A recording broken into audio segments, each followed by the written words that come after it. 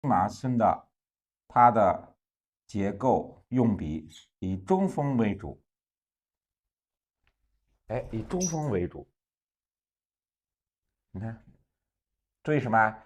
注意它线的粗细变化，粗细变化。过来，你看啊，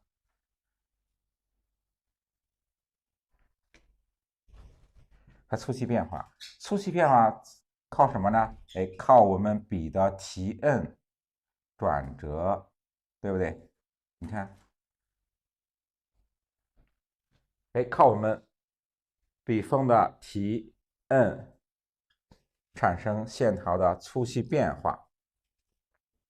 先勾轮廓线、结构线，对不对？勾出来以后，看近景的山石以小兼大为主。注意它们这个石头的组合，注意它山石的组合。近景的山石，对吧？近景的这个山石以什么？以小兼大为主，就是说大的山石前后，对不对？小的山石去围绕着它啊，包围着一个大的山石。你看，中锋过来，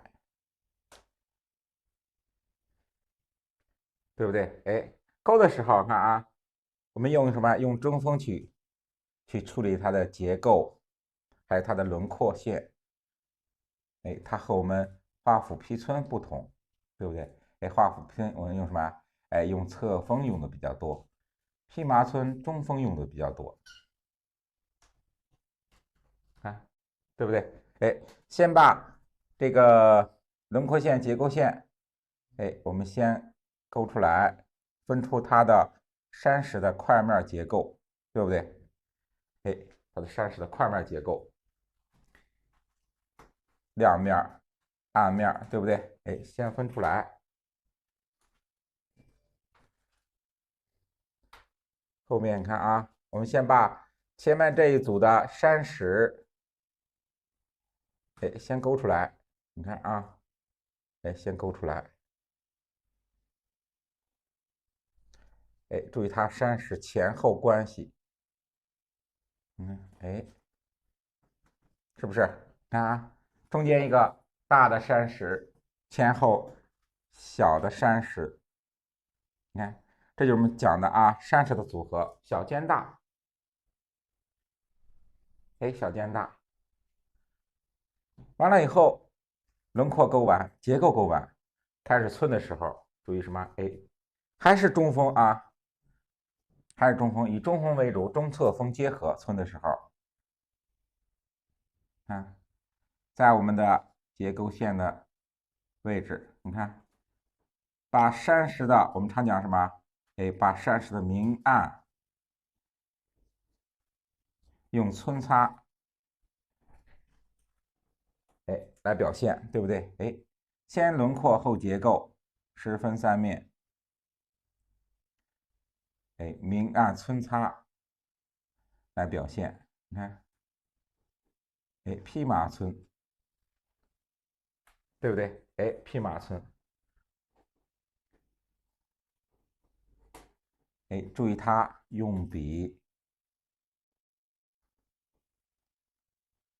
看中锋、侧锋并用，就是说，你看勾的时候，看有的有的这个皴的时候，看中锋下来，也有的地方稍微的侧一点，把笔锋侧过来，是不是？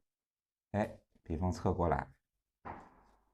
注意它皴的时候啊，我们披麻皴，注意什么？不要这个整齐的排列，不要整齐的排列。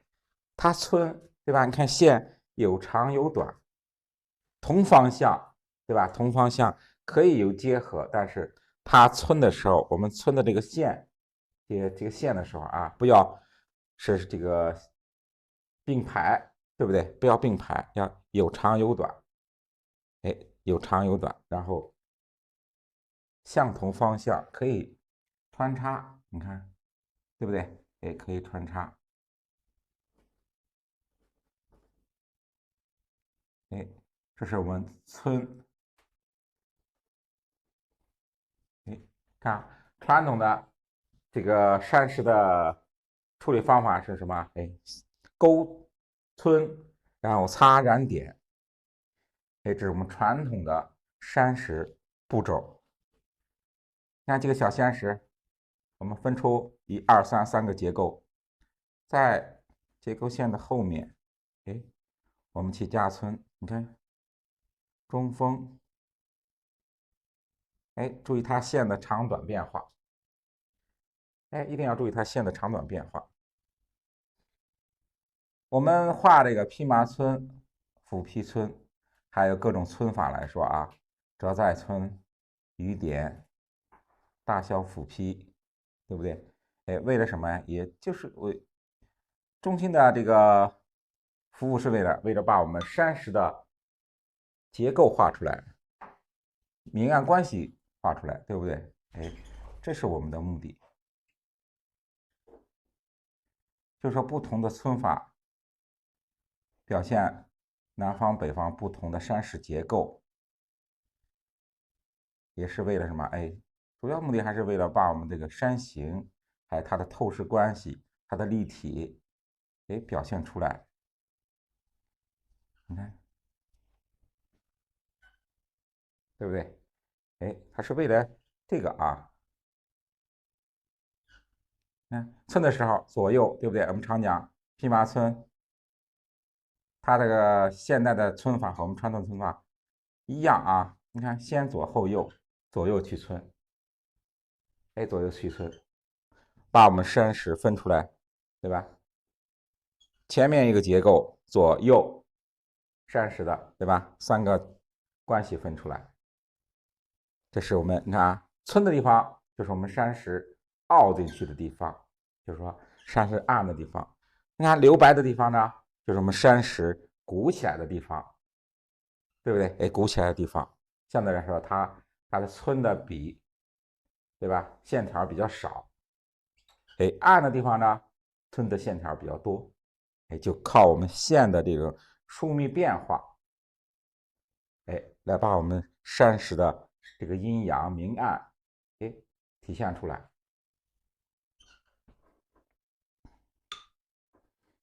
你看啊，近景的山石完成以后，就是我们树木的啊，就是我们树木的10分3面，竖分4枝，常讲的，对不对？你看啊，先勾树头，也是啊，树也是由上向下，我们去处理，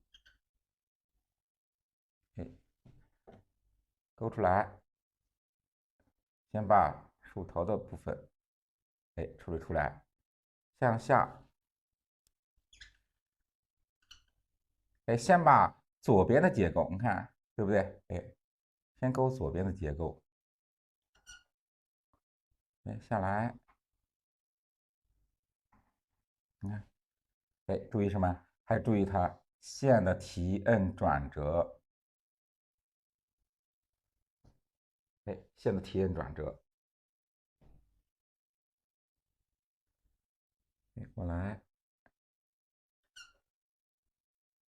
看，哎，注意它由树头开始啊，到树身的这个变化，哎，一定要注意它，不要说就突然这个树头的部分，对吧？树干比较细，突然到这个接近树干的地方，对吧？要有一个渐变的过程，哎，有个渐变的过程，不要说突然就变得特别粗，对不对？哎，一定要有一个很自然的这种粗细变化。哎，注意这个啊，哎，过来，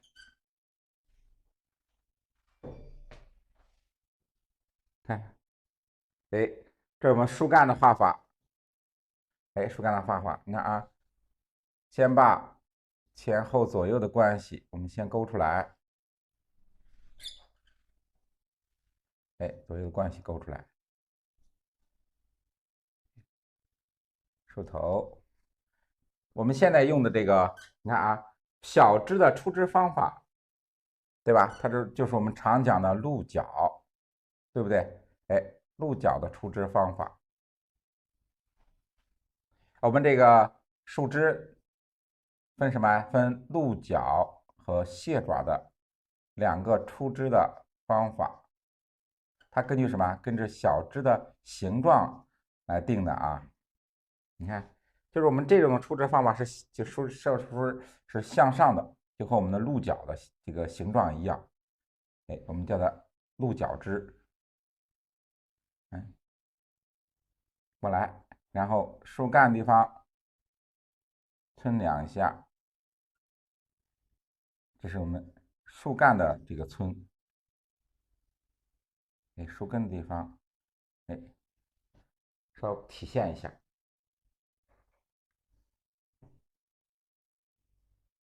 哎，这是前面的树枝啊，你看，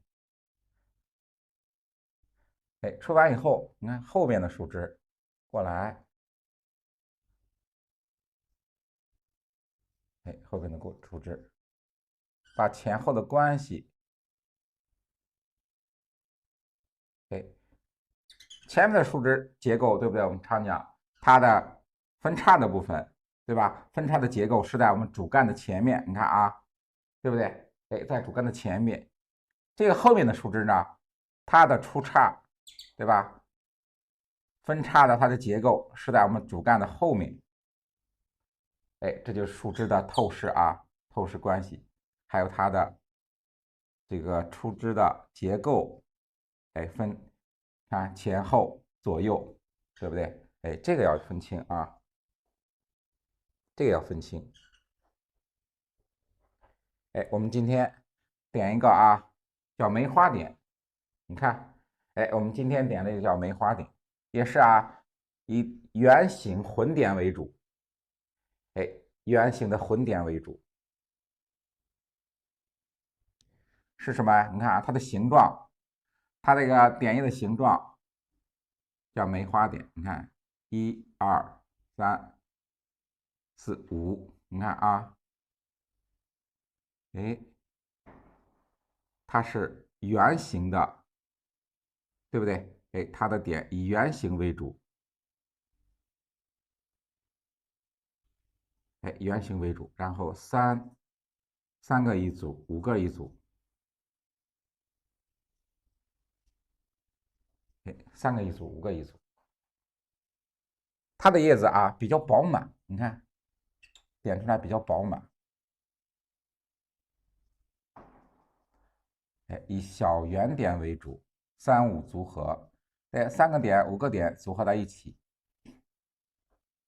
哎，形状呢就像我们点那个梅花的形状，你看啊，对不对？你看，哎，1笔、2笔、3笔，这是一组，然后1笔、2笔、3笔、4笔、5笔，你看，哎，这样组合在一起，哎，这样组合在一起，这是我们点印的啊，点印的一种，点印一种看3个一个，5个，3个5个，哎，这样它是3个5个单独组成一组叶片，然后呢，哎，再组成一个大的组合，哎，组成个大的组合，哎，先是单叶，对不对？哎，3笔、5笔组成一个单叶，然后呢，再把3、5个叶再组合在一起，形成一个大的组合。要注意这个啊，哎，注意叶子的疏密，哎，注意疏密组合。你看点的时候，对不对？哎，深浅变化，它墨的深浅变化，哎，我们要画出来。点完以后，你看啊，下面要点什么？哎，点我们右边，右边它2个树枝，一前一后，对不对？树头左边树枝点完以后，对吧？点我们比较靠前的这个树枝，稍微的墨重一点，它因为是比较靠前的，就是我们近实远虚，对不对？我们在一棵树上也要体现出来。哎，墨呢？看前面的叶子，让它墨稍微重一点，哎，稍微重一点。先把前面的点出来，要体现什么？你看啊，我们每一笔调墨的时候，注意什么？对，叶子是加了墨，加了水啊，墨加了水。你看啊，清水，我们调墨也是啊。你看，清水蘸了清水以后，笔尖调浓墨，调浓墨。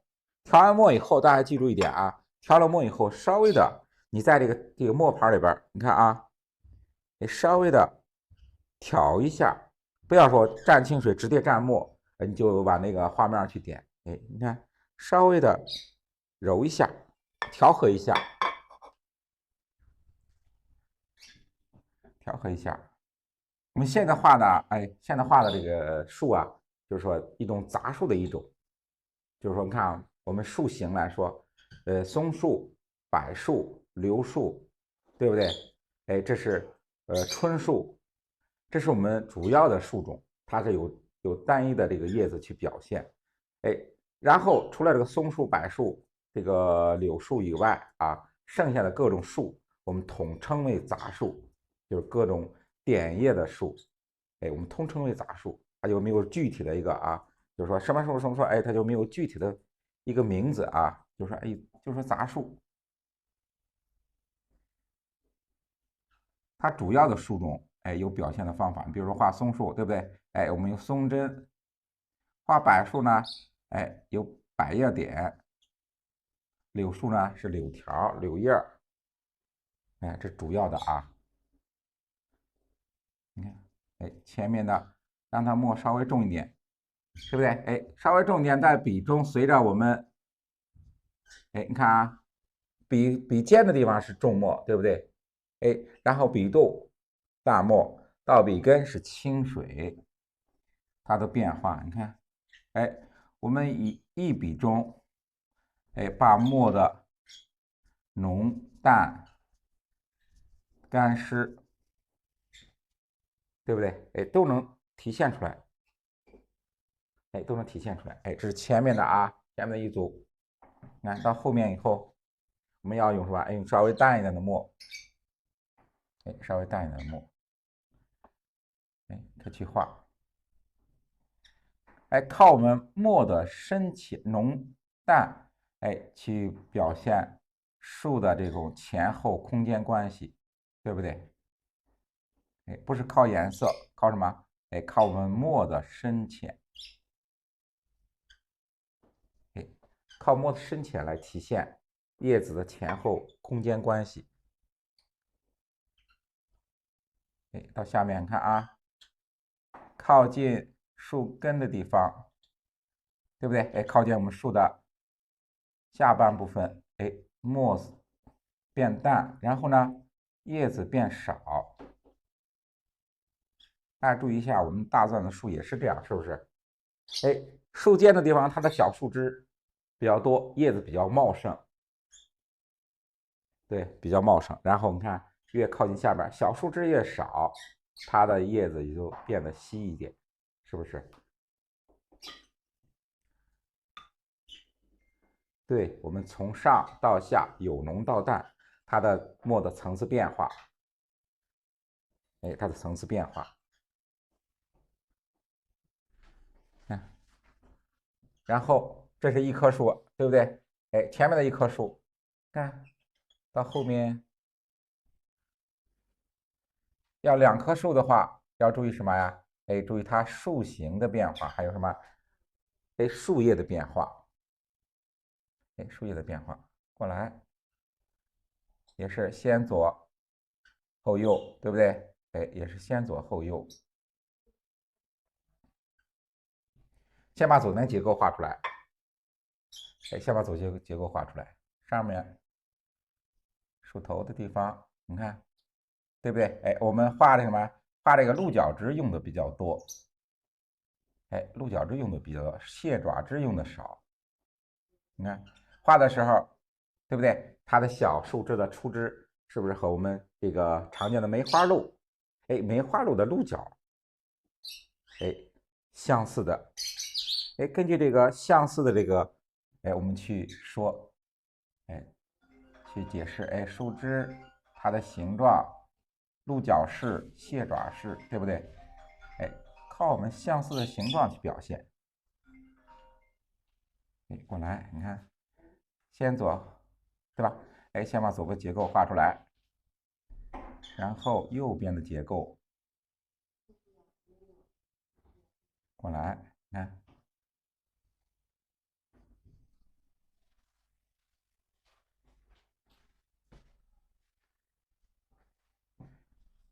哎，也是啊，以鹿角枝为主，哎，鹿角枝为主，哎，树身寸两笔，点叶树一棵树，对不对？它是一种点法。如果有两棵树去结合的话，一定要什么？哎，树要有变化，要有变化。你看啊，前面是以圆点，圆形的梅花点，对吧？点叶为主。你看到后面，小混点以横，对吧？横的点笔为主。对，以横的点笔为主。哎，注意它，你看啊，把笔横过来。这个我们前面点叶什么？哎，以中锋为主点的叶，对不对？哎，中锋点的圆形，后面以握笔，你看啊，把笔侧过来，看，哎，横着去点，哎，横着地点。叶是啊，也是一组一组的去组合它的叶子，对不对？哎，每一组它都有一个深浅的变化，根据什么呀？哎，根据我们调墨，哎，调好墨以后，这一笔啊，由浓到淡，是不是？哎，由浓到淡，看点完以后，对吧？到笔根清水的地方，我们再沾清水，再调墨，是不是？你看啊，再来一组，看由深到浅的变化，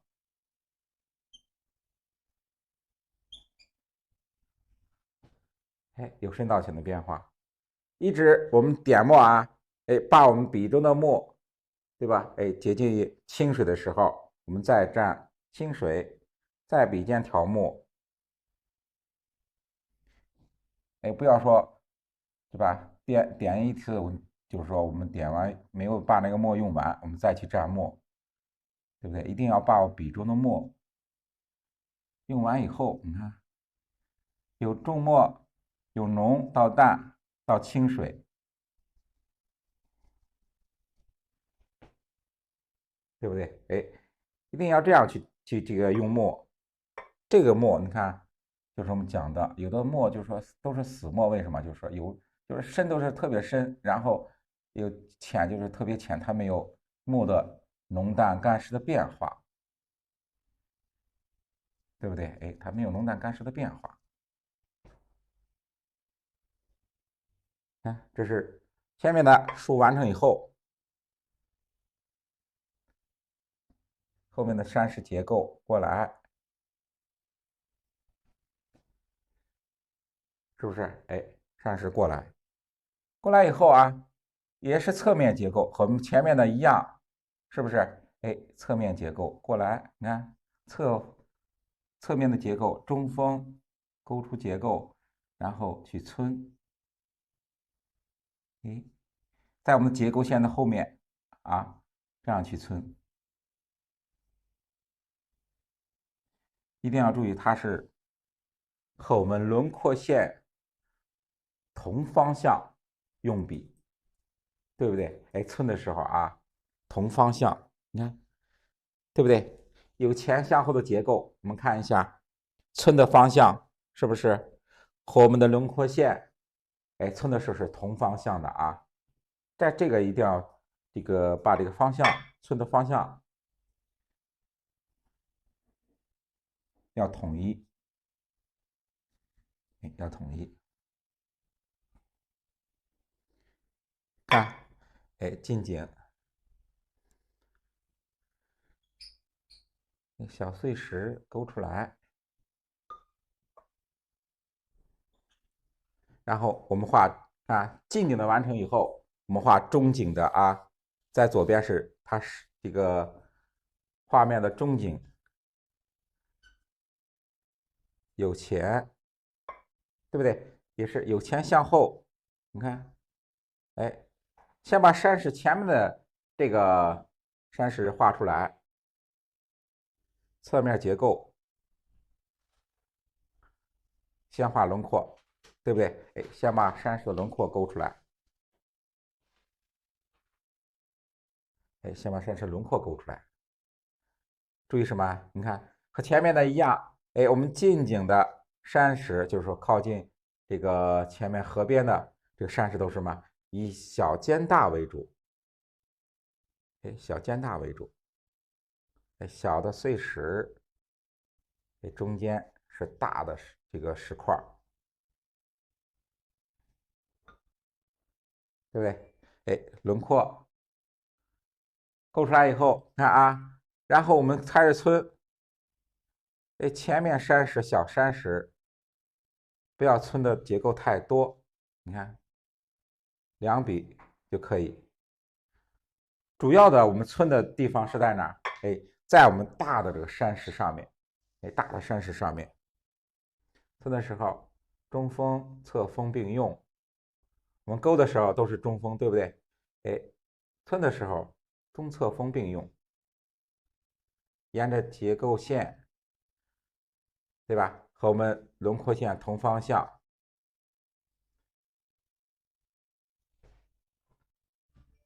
这样去村。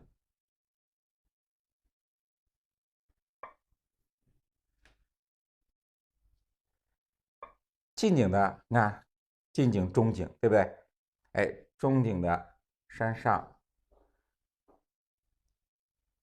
稍微安排一个小的树木，你看，小的树木，它有什么呀？对吧？你看我们前面的树是这个梅花点，然后小横点，对不对？到后面树形要错开一点啊，就是说变化要有变化，就是我们可以用什么呀？常用的介字点，介字点就是我们同样的点页数，对不对？同样的点页数，在点页的时候，为了区分前后的关系，对吧？一定要变换不同的叶子，对不对？不同的叶子，比如说圆点、横点，然后介字点，这样去分辨树形的不同，树种的不同，树种的不同，你看，对不对？我们这个介字点后面小的树木，你看，小的树木，下边是下垂的介字点，后面可以用什么？横点、大横点、小横点，这样去处理，大横点、小横点。我们常讲啊，讲过这个叶子的时候，我们画这个点叶树的时候，你看前面要是说向下的结构，叶子结构，对吧？我们后面就是什么？横的结构或者向上的结构。到后面如果还有树的话，就是说看树横树横，这样的点叶去间隔树丛的不同，间隔树形的不同。前面你看啊，我们画完以后，近景，看啊，我们画一个什么？画一个小的河边的一个小亭子，对不对？水边的一个小亭子。画的时候注意什么？先画亭子的顶部结构，下滑亭子的颈部结构，中锋用笔，对吧？画点景的时候要请注意啊，中锋用笔。过来，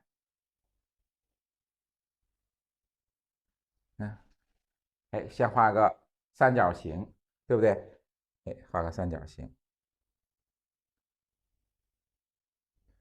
哎，再画一个结构，哎，这是个侧面结构。你看啊，哎，亭子的，对吧？上面两个结构画出来，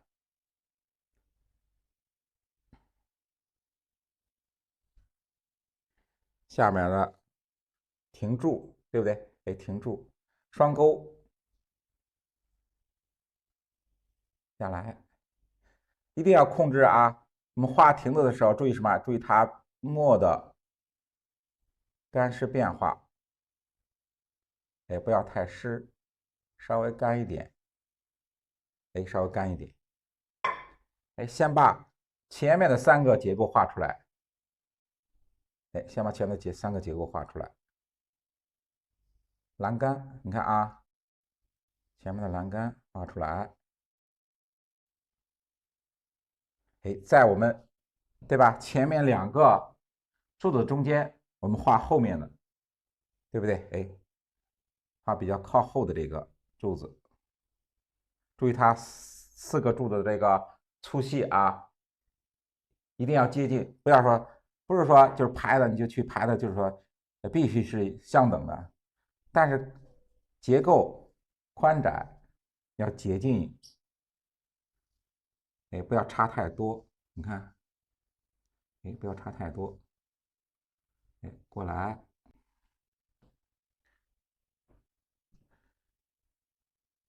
哎，这是我们啊，哎，这是我们画亭子的地方，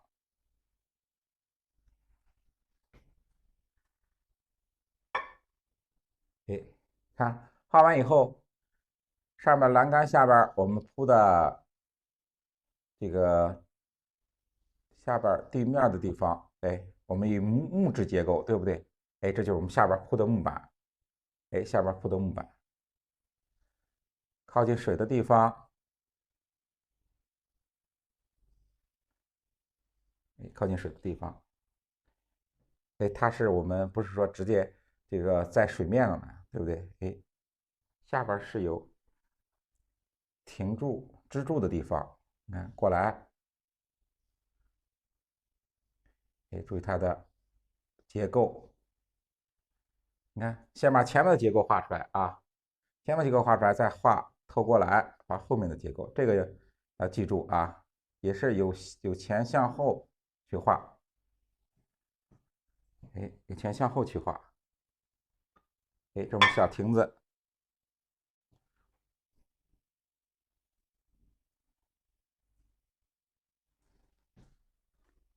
哎，这是小亭子的结构啊，看，这是近景的完成以后，对吧？中景，你看啊，中景还有远处的什么？远处的河岸，你看，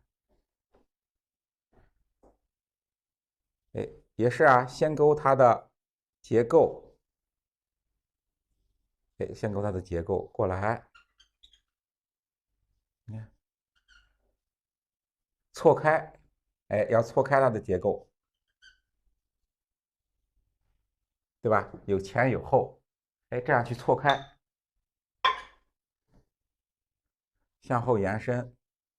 这个墨，对啊，大家注意啊，我们画这个河岸的时候，它是属于中景，对吧？哎，墨一定要淡，不要太重，不要用重墨去画，哎，用淡墨去画，哎，用淡墨去画，你看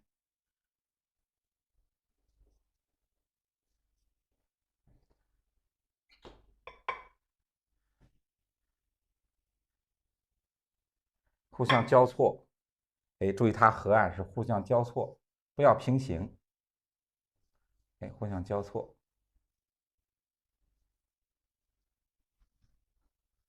哎，不要平行。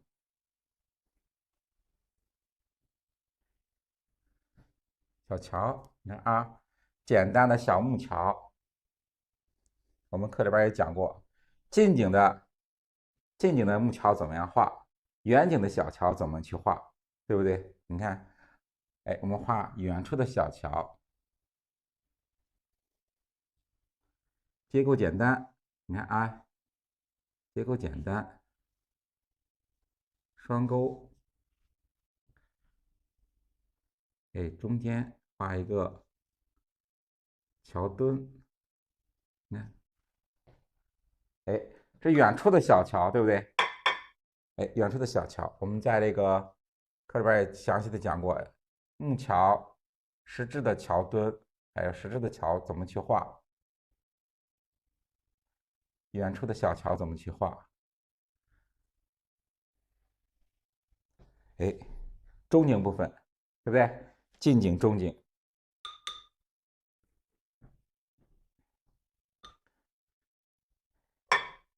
然后画下面就是啥？中、近、中、远。到远山的时候，你看，注意我们山形变化。过来，哎，这是我们常讲什么？哎，山峰，远处山峰，先定一个什么中心的，哎，中心的位置，指山峰的中心位置，然后在这个位置上向后延伸。你看，注意山峰，对不对？哎，我们昨天讲那个现代的山水来说，画蓖麻村，哎，它也要注意什么？注意它山峰的左右变化。哎，左右变化，向上、向左、向右、向左、向右，对不对？哎，让山峰产生蜿蜒变化。你看，蜿蜒变化，向上过来，是不是？哎，注意我们山形的变化，这是什么？哎，这就是我们山脊的部分，就是山峰的脊梁部分。哎，远山过来，中峰啊，看我们勾这个时候，勾这山峰的时候，它的结构都是以中锋为主，对不对？哎，中锋为主，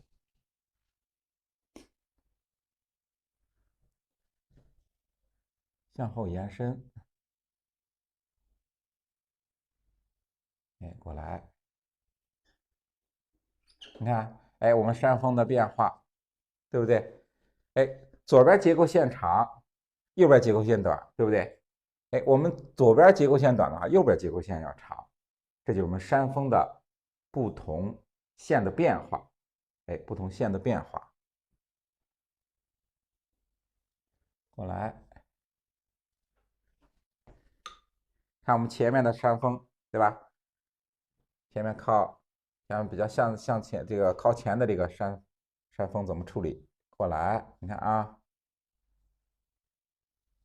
由下向上画出结构，哎，画出结构，看对不对？哎，山峰的结构，它的大致形状，哎，勾出来以后，你看我们山峰勾的时候，村的时候，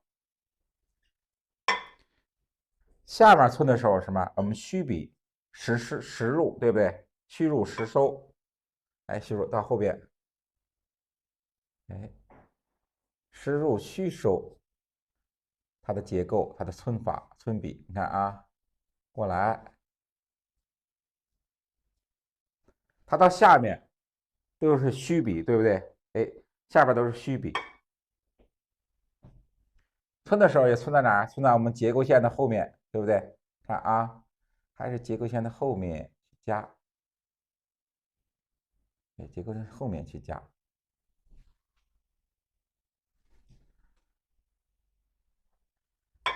到远山，尤其到远山的时候，我们村的不要太多。你看啊，村笔不用太多。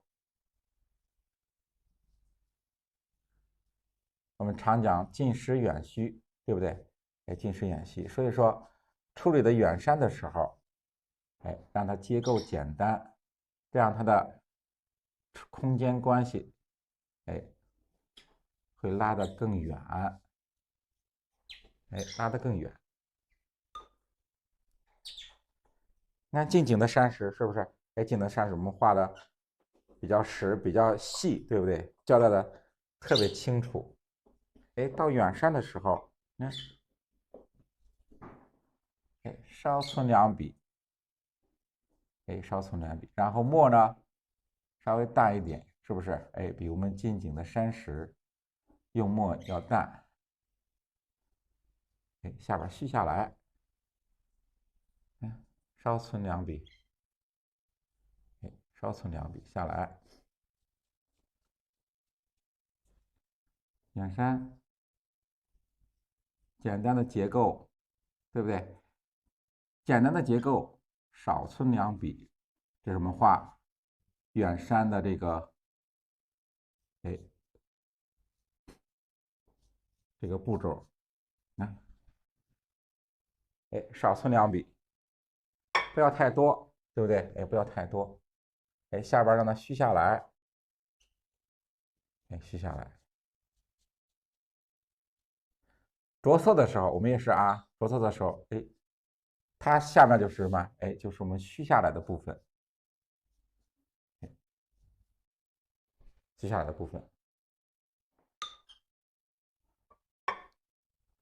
那你看啊，到山脚的地方，对不对？哎，到山脚的地方，哎，加一些小的灌木，对吧？小树林儿，就是说代表什么？哎，代表被云雾遮挡的地方。啊，水过来以后，对不对？远方的水过来以后，这就是被水蒸气掩盖的地方。下边可以加一些小的树木，小的树木，小树丛，对不对？哎，我们也讲过啊，小树丛怎么去处理？你看，哎，加一些远处的小树林，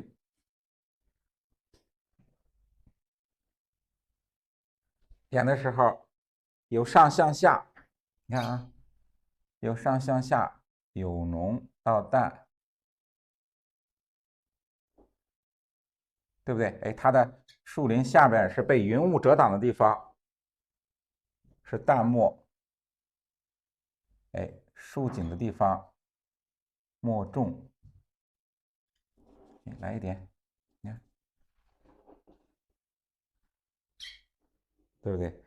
哎，一定要把我们树林的，对吧？画的树丛下边墨，你看要控制的是淡墨干笔，哎，淡墨干笔去处理。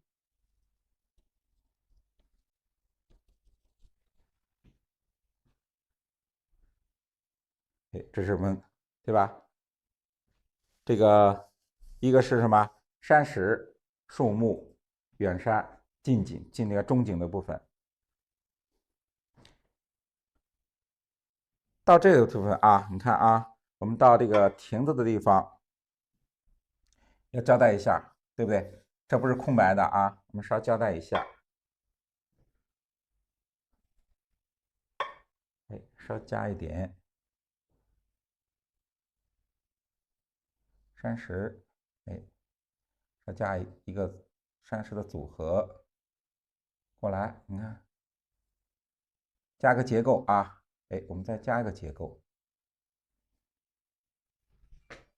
哎，稍加一个小结构。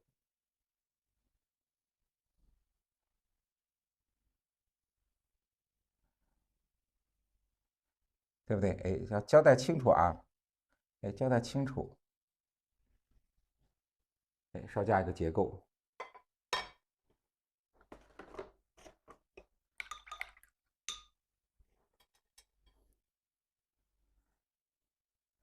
然后你看，我们加这个人物的时候，你看我们加人物的时候，在这个人物的部分，比如说要加人物，对吧？我们点景的时候要留出人物的这个这空白地方，哎，要加在人物这个空白地方，提前我们把它留出来啊，留出来我们需要画人物的地方，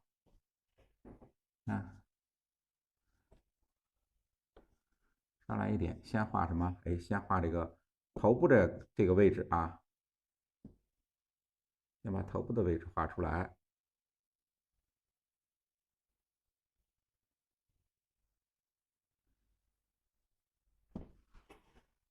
哎，先画这个啊，哎，先把头部位置画出来，然后画这个上半身过来。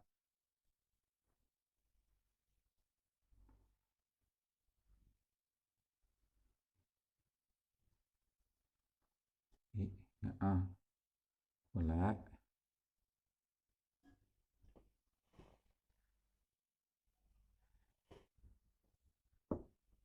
哎，要注意什么关系？哎，注意它这个人物与亭子的这个大小比例啊，对不对？哎，这个人物画的不要超过这个太大，这个比例不要太大。电影人物，咱们在课里边给大家有做分解课啊，老师在这就做一个示范就可以了，发不了太大了，同学们啊。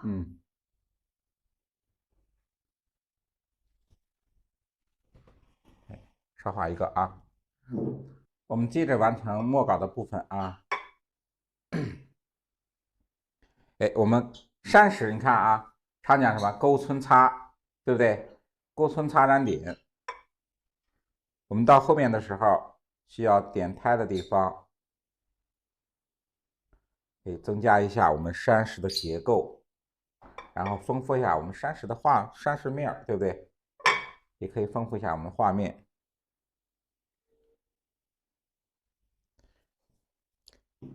哎，我先把这个水面的部分完成一下啊。比如说，看啊，我们这个传统里边，对吧？它没有倒影那一说。哎，我们现在的山石来说，哎，它有倒影。哎，我们传统里边，哎，不画倒影，画什么？哎，水纹。你看，处理水面，对吧？处理水面的时候，哎，中锋，哎，中锋，勾一下水纹。哎，它水纹呢？你看啊，都是以横线为主，对不对？哎，横的线，哎，横线为主。注意什么呀？哎，注意线的长短变化。哎，长短变化。有的同学啊，就是说画这个线，对吧？画这个水纹的时候，哎，长短相等，哎，然后它的结构，对吧？它也是啊，画的特别均匀，哎，画的特别均匀，一定要注意它这个变化，就是说，哎，长短不同，对不对？长短不同。靠近山石的地方，它的水纹，你看啊，一个是我们靠近亭子的地方，哎，产生这个水纹，然后就是什么？哎，遇到山石地方，哎，产生的水纹，它的位置啊，都在靠近山石的地方，哎，勾在这个地方，上来两笔。近景的地方，水纹可以勾的多一点，对不对？哎，水纹可以多一点。到远处的来说啊，到远处，看这种坡暗的地方，对不对？坡暗的地方，稍来几笔就可以，不要太多，哎，稍勾几笔就可以。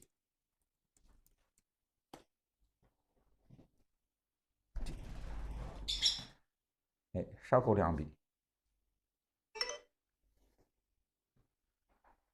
勾完以后，看啊，勾完以后稍加一点。哎，我们在山石的暗部啊，大家注意一下，哎，稍是在山石的暗部。你看，我们今天勾的时候啊，勾的时候勾皴同时进行。然后现在稍微加一点淡墨，哎，在山石的暗部稍加一点淡墨，为了加深，这加淡墨的目的啊，为了加深我们山石的明暗结构，对不对？哎，为了加深山石的明暗结构，我们常讲勾皴擦染点，对不对？现在我们进行的是染的部分，哎，染的部分，看，稍来一点。染的时候也是染在什么呀？染在我们山石皴的地方，就是山石暗的地方，对不对？它为了加深山石的明暗结构，哎，它为了加深山石的明暗结构，稍染一点。远山，哎，染的时候大家还要注意一点啊，我们要上颜色的，对不对？我们要后边上颜色的，所以说你留白的地方，对不对？留白的地方是我们山石相对来说颜色也是比较亮的地方，所以说淡墨，你看啊，尽量不要上在你山石亮的地方、留白的地方，对不对？哎，尽量不要上到这个地方，哎，一定要留出这个山石这个白的亮的地方，要留出来。稍微加一点，就是加在我们山石暗部结构，就是我们皴的地方，哎，稍染一点，对不对？稍染一点，不要染的太多。如果我们画水墨，对不对？哎，我们如果画水墨画的话，比如说这个我不上颜色，以水墨为主，哎，我以水墨为主，那你可以多上一点淡墨，哎，多上一点淡墨。如果我们是这个就是上浅酱也可以，或者说我们比如上浅酱啊、小青绿，对不对？哎，淡墨不要上太多，也不要擦的太多。为什么？为了我们上颜色以后画面就是干净，哎，为了我们画面干净。哎，你看啊，上完以后点胎，点胎点，点胎点根据我们画面需要去点，画面需要去点。你看我们这个点的时候，点在山是什么？它结构线交叉的地方，对不对？你看，点在山是结构线交叉的地方。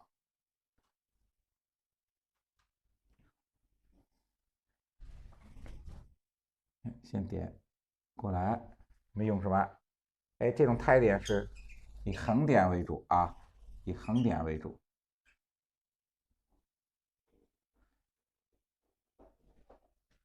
哎，以横点为主。然后点胎的墨色，大家注意一点，我们点胎的时候墨色要重一点，要比我们这个结构线和皴的这个墨要重一点。一个是什么？一个是为了丰富我们画面，对不对？显得这个构图生机勃勃，哎，有生机，对不对？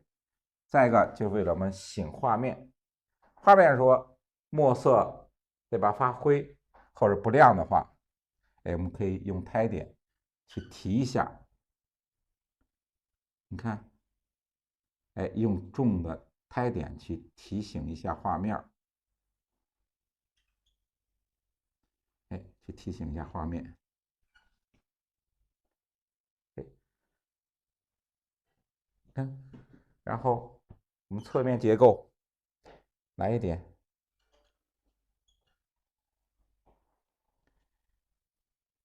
哎，每一幅作品，你看啊，我们画的时候一定要让人看到画面是有生机感的啊，对不对？不是说单式的一个大石头块，对不对？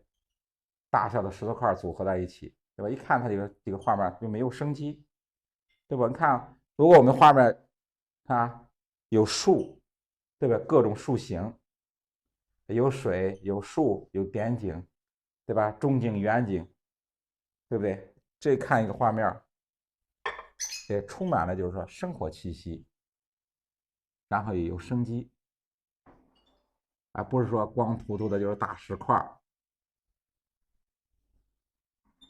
哎，所以说我们开始画的时候，你看一定要掌握它的山水画的，比如各种的这个景物，对吧？山石、树木、桥，对吧？桥梁、房屋，一定都要去掌握啊，就要去掌握。我们就是我们山水画来说，就是各种的景物组合在一起，形成一个画面，对不对？形成一个画面。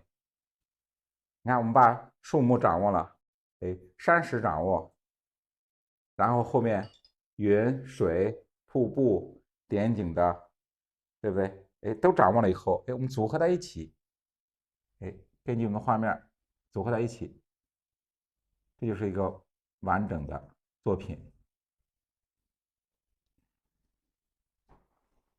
我们后边啊，远山的太点，啊，它点在哪？点在我们山脊的地方。你看啊，点在山脊的地方。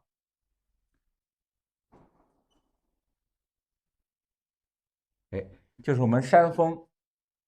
注意啊，我们山峰鼓起来的地方，对不对？你看，这是两边，这是沟壑，对不对？山的沟壑，然后这是山峰鼓起来的地方，对不对？我们点在这个地方，就代表什么？代表山上的小的树木，对不对？小的树木。我们近景的胎点呢，代表是小的灌木，山石上面的小草啊、小灌木，对不对？是代表这个。到远处的山峰上面，这个胎点就代表的是小的树木。到远处以后看不见树干，对不对？只看到树形，我们就是以这个小胎点代表山上的小的树木。过来。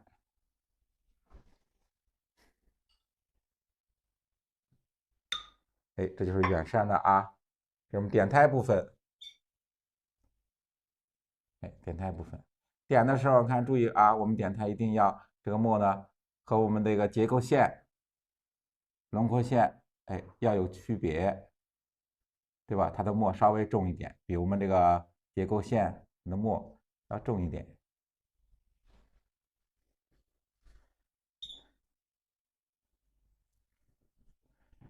后面你看，后面小的灌木，对不对？这就是我们代表树下面小的灌木，有胎点去代替，用胎点去代替。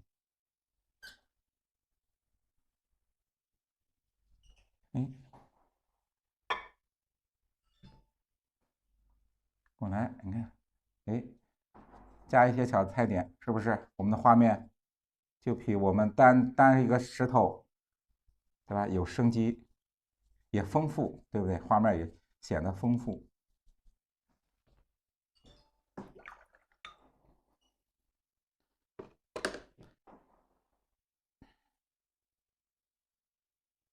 这样啊，这个墨稿，对吧？勾皴擦染点完成以后，稍微亮一下，我们去什么着色啊？去进行着色的部分，进行着色的部分。我们也是啊，画完墨稿以后，一定要等它晾干以后，我们再去着色，不要说你画完以后趁身去上颜色，对不对？它会把这个我们点的这个稍微湿一点的墨，比如后边我们点胎的地方，就会被颜色冲开，融在一起。先上赭石，你看我们今天着色的颜色，对不对？我们以小青绿为主，你看啊，以小青绿为主。然后我们着色的这个也是根据我们画面，对吧？根据画面，小青绿怎么着色，浅绛怎么去着色，它都有一个前后的顺序啊，都有个前后的顺序。比如说啊，我们上小青绿。先上什么颜色，后上什么颜色，对吧？一定要这个有规律可循的啊，是有规律可循的。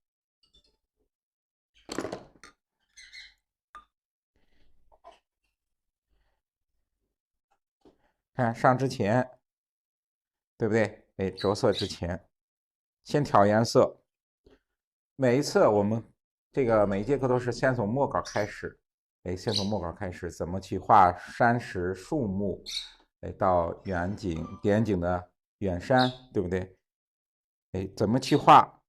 哎，先教给大家，对吧？从前到后详细的讲解。着色之前也是，你看着色之前，我们今天要上什么颜色，需要什么颜色？哎，每个颜色怎样去调和？哎，都可以讲的很详细啊，很详细。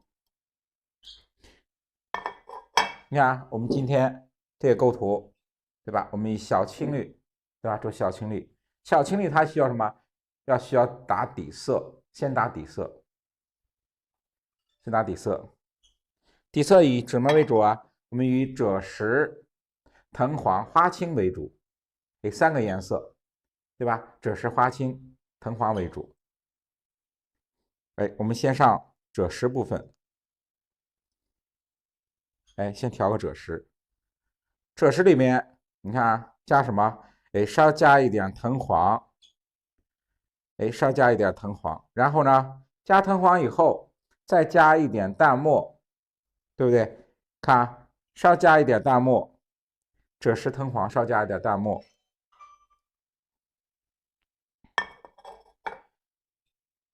先染树干的地方，你看啊，树干以赭石为主，对不对？哎，先让树干染出来，赭石、藤黄，然后加什么？大家记住啊，赭石、藤黄，稍加一点淡墨，哎，稍加一点淡墨，哎，染树干的地方，先把树干染出来，看，对不对？哎，树干染出来以后，山石部分，看我们把这个赭石染在什么地方？大家看一下位置啊，是我们村的地方，对不对？就是我们山石暗部，结构，你看，加赭石，加赭石，加赭石，我不是说啊，我们不是把整个山石涂了赭石，对不对？只是在我们村的地方，加的赭石。先上赭石，这是第一遍啊。先上赭石，加在山石暗部结构。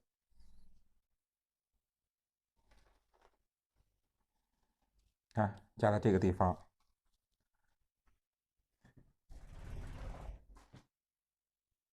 看，注意我们这个颜色的先后顺序，大家记住，这是山石的先后顺序。暗部赭石，藤黄染，你看啊，大家记住这个先后顺序。过来，你看，统一的把山石暗部赭石，哎，赭石去渲染，对。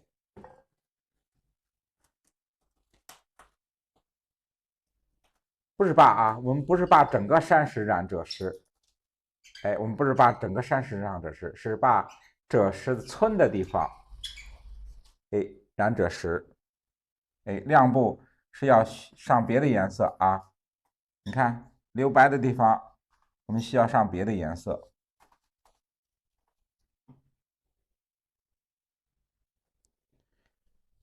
过来，看，用完以后再调赭石、藤黄，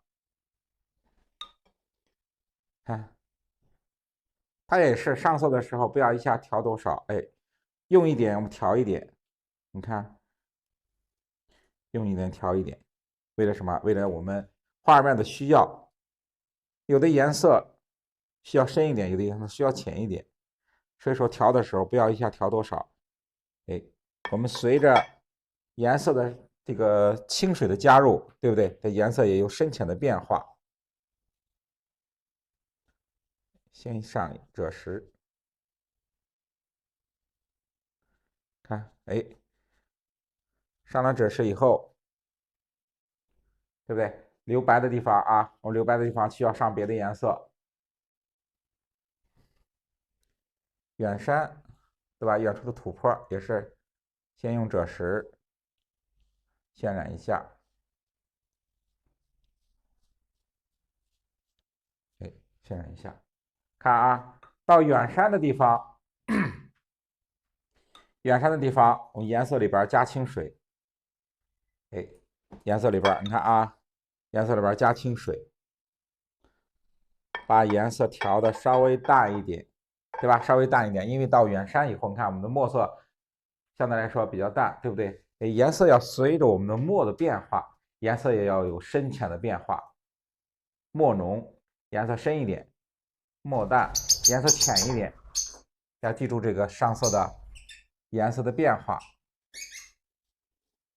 哎，过来，你看啊，也是上的什么呀？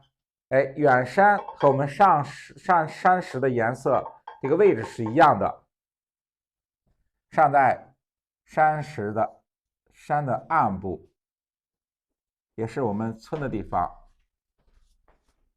你看，村的地方，下边让它虚下来啊！大家记住，让它颜色虚下来。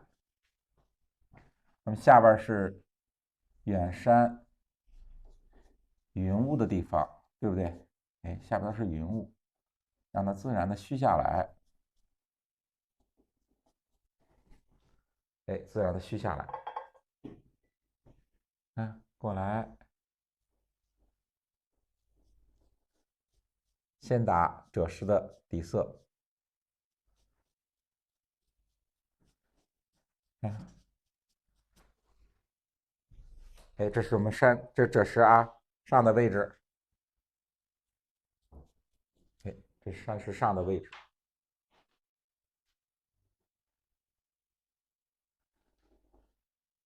这是什么？对不对？这是我们村的地方，是不是？哎，村的地方上一点赭石。到下面啊，你看到山峰的下面，对不对？一定要它颜色轻就是淡一点下来。哎，淡一点下来。哎，淡一点下来。看，如果啊，你看，如果觉得没有啊，没有加，你看同学们有知道的，看就有的同学就是他开始的时候上色的时候，我先讲了啊，先讲了赭石的颜色是怎样调在一起的，哎，调在一起的。如果知道的同学可以扣在公屏上，哎，可以扣到公屏上，我们可以再加深一下我们的印象。我们上的赭石是赭石加什么颜色调在一起的？知道可以扣在公屏上啊，可以扣在公屏上，大家加深一下印象。我们复习一下，我们开始的颜色，第一遍的赭石颜色。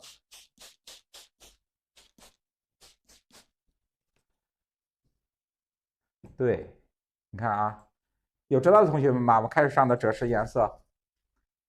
对，你看啊，对，赭石藤黄加一点淡墨，哎，加一点淡墨。我们上赭石的时候，对吧？为什么不是说单色的？因为它单色的颜色来说，哎，这个不是很柔和，不是很柔和。哎，我们下面啊，把远山的地方，稍打湿了一下，稍打了湿了以后啊，我们向下去虚这个赭石的地方，你看，哎，虚赭石的地方，它这样看打湿了以后，我们过渡的颜色，对吧？由深到浅，它的渐变颜色比较自然。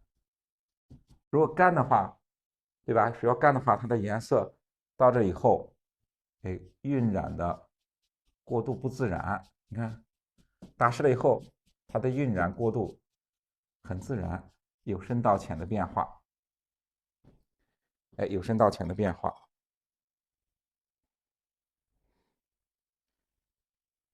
上完赭石，你看啊，上完赭石以后，我们亮面上一个花青，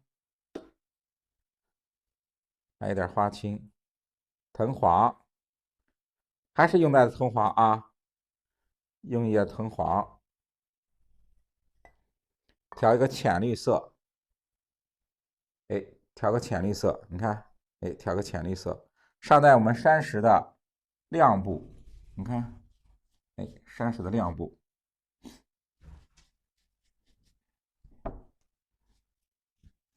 山石亮部，一定要记住它这个先后顺序，对不对？大家一定是先后顺序，先上赭石，再上浅绿。浅绿用什么调？用花青加藤黄。哎，花青调藤黄，对。哎，花青调藤黄。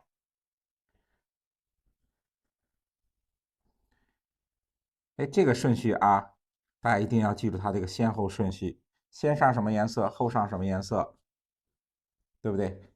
然后这个颜色，赭石上在什么颜色？上在这个位置，浅绿上在什么位置？哎，先后的顺序，一定不要乱啊，一定不要乱。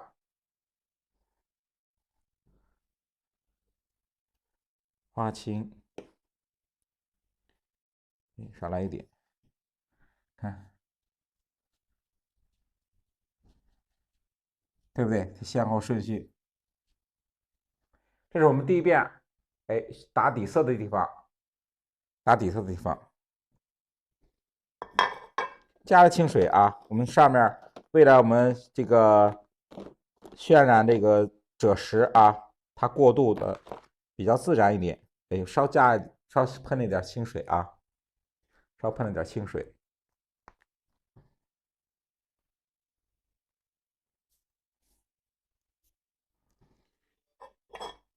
花青，看，我们也是调这个颜色，你看啊，调的时候不要一下调多少，对不对？随用随调，随用随调，它的每一块山石前后的颜色都有变化，是不是？哎，都有变化。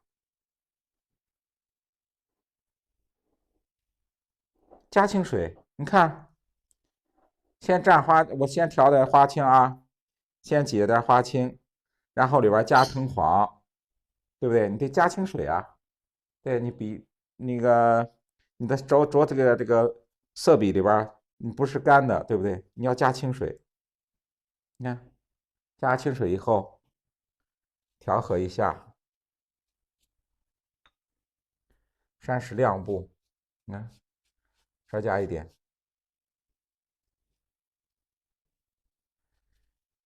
哎，这是我们底色的部分啊。哎，底色的部分，哎，加清水，哎，疏干。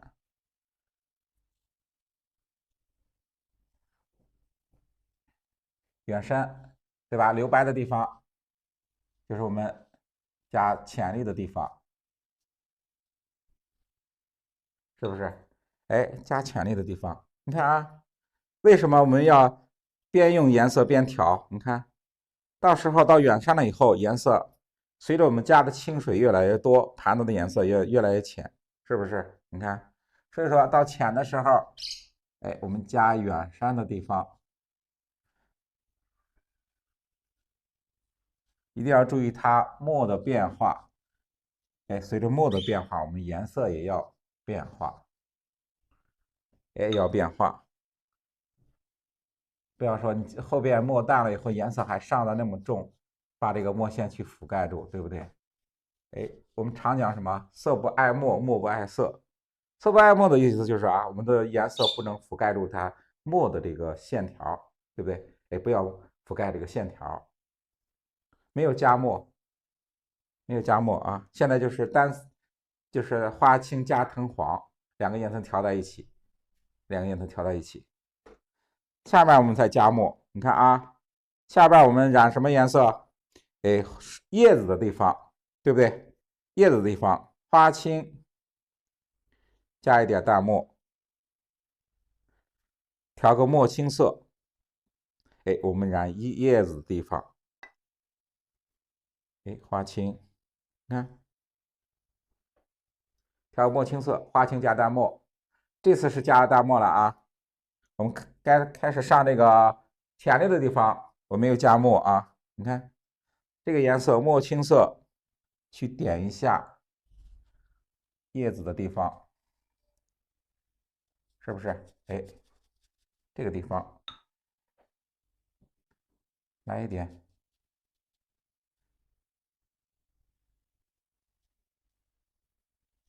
可以啊。我们点叶的时候，对吧？印出画面也没事啊。你看这个结构，对不对？水分稍微大一点啊，点叶子的时候不要太干，不要太干。注意我们上色，对吧？一定要记住色不爱墨，墨不爱色的这个码啊，这个道理。不要颜色不要太重，你去掩盖这个墨线。我来，你看，哎，我们前面这个叶子是圆点，哎，我们就用中锋笔的中锋去点，到后面以后，看也是和我们点那个墨点的用笔是不是一样？哎，随着对吧？随着它这个点叶的不同，我们设色的用笔也不一样，你看，对不对？也不一样。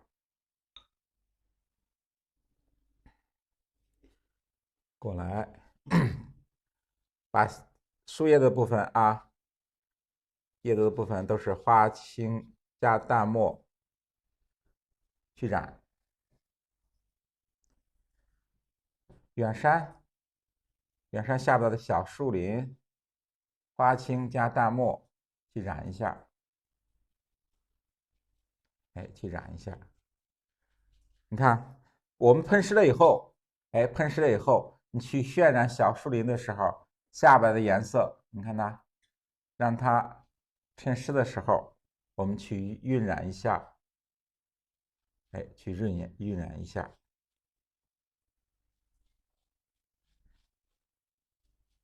哎，稍微晕染一下，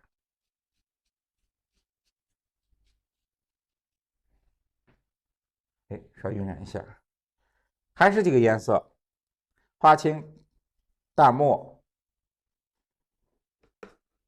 哎，花青淡墨，水面的颜色，对不对？也是这个啊，花青稍加一点淡墨。调的时候啊，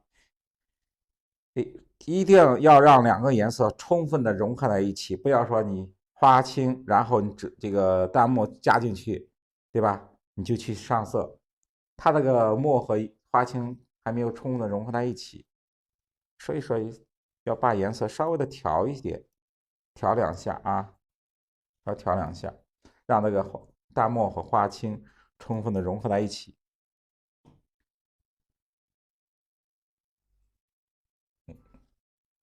充分融合在一起，沿着我们勾的水纹的地方去上色。你看啊，复勾，哎，去复勾，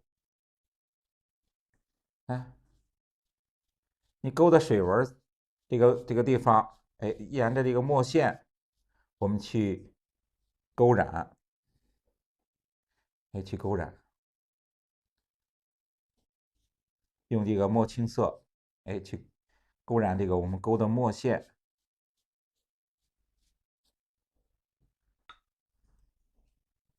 看，对不对？哎，沿着水纹去勾一下，用牛墨青色。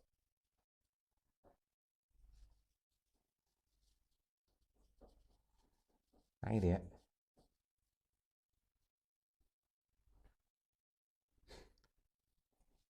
看，这是水面，哎，到远处土坡的地方，是不是？哎，勾的地方也是用这个淡的墨青色，哎，去勾染一下。这个颜色不要平涂，哎，我们这个不要平涂。这个水面我也没有打湿啊，就是在我们的墨线这上面，哎，用这个淡的花青加淡墨染的这个调的这个墨青色，哎，去勾染一下。你看，哎，去勾染一下。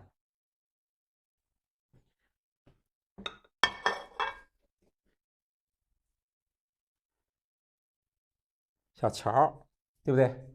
看啊，还是这个赭石，哎，我们调的赭石，把小桥勾一下。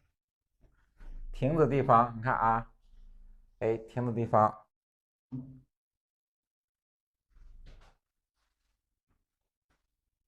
看我这个上赭石的位置过来，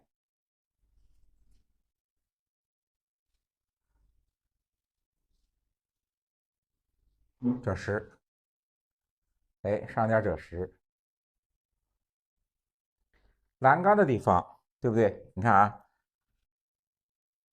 停的这个柱的地方，赭石去染一下。下边栏杆的地方，你看啊，复勾一下，哎，复勾一下，不用平涂，哎，复勾一下。人物的脸部也是啊，脸部赭石稍点一下，稍点一下，它的颜色就是啊，它的服装就是白色的，哎，服装是白色的。下边的柱子也是赭石，你看啊，赭石点一下，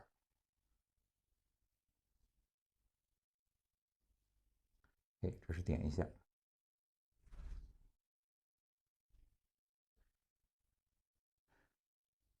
这是啊，我们亭子的着色。我们传统的来说，对不对？传统来说，水面都是不上颜色的啊，几乎都是不上颜色的，都是以白色为主，留白，对吧？大量的留白，哎，大量的留白，哎，这是底色的地方，哎，看啊，我们第一遍的底色完成以后，这个小青绿，哎，小青绿以什么？以三绿为主，对不对？以三绿为主，还有点花青。看啊，我们还剩一点花青，把这个墨青色，我们画远山啊，画一下远山。哎，根据我们主山的这个形状，我们去画远山。笔尖调一点重一点的颜色，对吧？稍微重一点的颜色。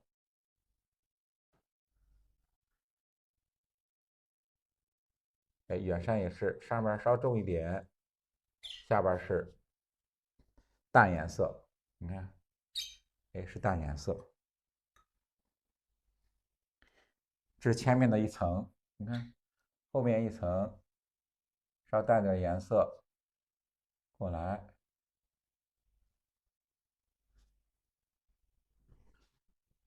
远山花青加淡墨，对不对？哎，花青加淡墨，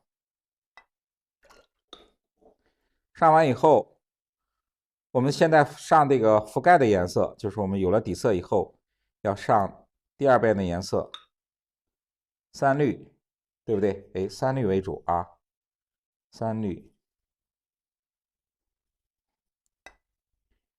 调点三绿，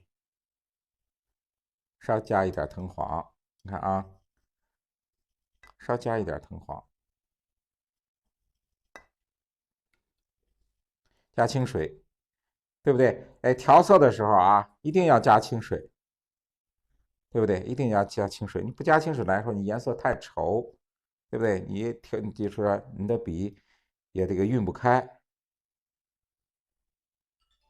对不对？也晕不开。你看，稍加一点三氯，里边加一点藤黄，然后加清水，上在什么地方？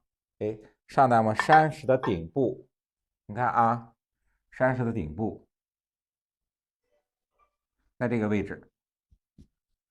然后注意它和赭石的过渡，是不是？哎，一定要注意它和赭石的过渡。看这个颜色，是不是山石的顶部？看，这是我们山石留白的地方。哎，留白的地方，上这个三绿色。哎，上这三绿色，让它和赭石呢有一个过渡，对吧？一定要有过渡，不要说你上那个三绿来说，你就单一的三绿，然后和这个赭石的界限分明，对不？一定要有它过渡啊，稍微有一点过渡。你看啊，比如我们做个示范来说，你看啊，哎，下边是赭石，上面是三绿，对不对？看着是不是特别不舒服？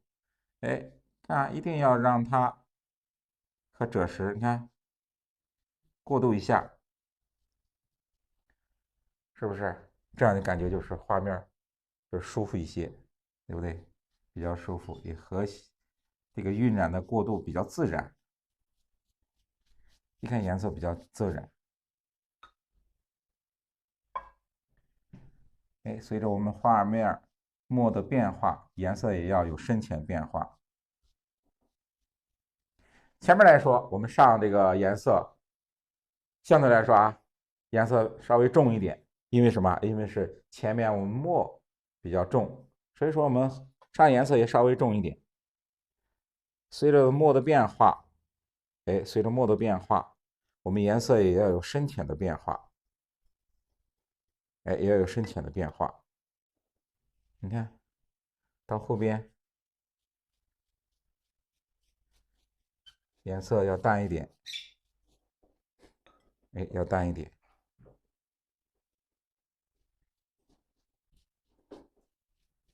哎，随着墨的变化，我们颜色有深浅变化，靠的什么呀？深浅变化靠的是我们水的调节。哎，水的调节。哎，前面的颜色调的时候稍加一点水，颜色是不是就重？然后到后面以后，我们加的清水越多，它的颜色，对不对？它就会越来越淡。山石顶部上的我们上的三绿，对不对？到远山山峰的顶部，看也是以三绿为主。哎，三绿为主，淡淡的上一点，你看，对不对？哎，淡淡的上一点。我们现在这个小青绿的着色方法，也是我们传统的小青绿的着色方法。哎，小青的着色方法，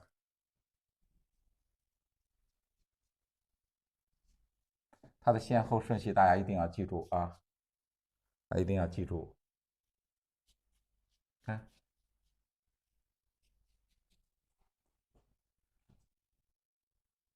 哎，看啊，小青绿，对吧？就是以这个赭石花青打底，然后以三绿为主，覆盖上去啊，覆盖三绿。上完以后，你看啊，三绿上完以后，它有的局部，哎，有的局部，你看可以用什么呀？用三清去调节一下。你看，比如说啊，我们整个画面来说啊，你的3绿，对不对？它的颜色比较飘。你看，所以有时候我们需要用什么？用3清，哎，做一个画面的稍微的调整。哎，sorry，看3清，淡淡的一点啊，3清不要上的太多，一点就可以。你看啊，稍来一点，哎，稍来一点，加清水，调一下。加的时候也是啊，在这个山石的顶部来一点，来一点，你看，对不对？哎，稍微来一点，它的颜色就会稳一些，哎，稍微稳一些，哎，稍来一点，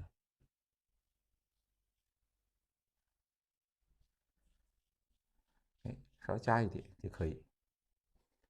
远山，你看啊，远山的时候前面啊还是以3绿为主，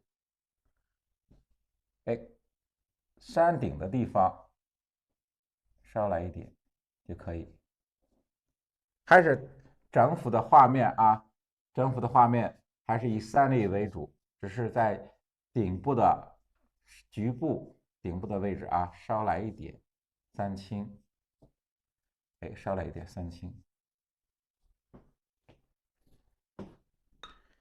看，这就是我们小青绿的着色方法啊，小青绿的着色方法。今天老师讲，给大家放一下吧，大概的位置啊，就是我们提款的时候要根据我们画面这个画面的大小去提款啊。有的时候，比如画面小，你写的字啊稍微小一点，画面比如说现在40整张的吧，对吧？40整张稍微的字可以写的大一点。哎，今天呢啊，我们提款是在右上角啊，右上角的位置，你看，大家看一下啊，就这个位置。这个位置提款，因为我传统来说啊，我们传统化的提款来说，写的字啊稍微多一点。我们现在的提款不一样，现在我们这个现代化提穷款的比较多，就是说写一个提款，写个自己的名字。你看，我们可以，我们传统的时候，你可以在这个位置写多一点，或者写一首诗啊，对不对？哎，写的字稍微小一点，字稍微小一点，然后在这个右上角的位置，对吧？右上角位置由上向下这样去写，可以比如说根据画面需要，对吧？可以提一首诗也可以，或者写一个对联也可以啊，稍微写的可以多一点，对吧？就在一个位置啊，在我们右上角的位置去提，由右边那个开始提，向左去提啊，这是大概的我们提款的位置。还有我们画面啊，画面如果喜欢颜色稍微亮一点的啊，可以在我们的一个基础上，你可以再去上一遍3绿，是可以的啊，是可以的。如果喜欢颜色稍微淡雅一点的，哎，一遍就可以，对不对？哎，一遍颜色就可以，不用上的颜色太重。有喜欢重颜色的，你可以上的稍微的亮一点，再加一遍颜色也是可以的啊。我们小青的颜色，也是根据个人需要、个人喜好去加颜色。整体上，对吧？整体上颜色，我们就是以3绿为主，稍加一点花，稍加一点3清，是这样的。颜色也是啊，我们上颜色也是湿的时候，你感觉颜色稍微重一点，是对的啊。等它干了以后，它的颜色来说相对来说要稍微的浅一点，所以说上颜色湿的时候稍微重一点，干了以后就能达到我们想要的颜色的程度，是这样的。